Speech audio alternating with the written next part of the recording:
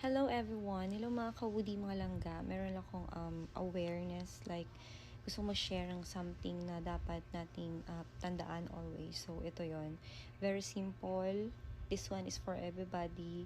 Wag na wag kayo maglalagay ng totoong pangalan nyo kung pwede sa social media. Wag nyo ding ilalagay or hindi nyo kailangan lahat i-post about when is your birthday, exact month, days, and year, and saan kayo nakatira.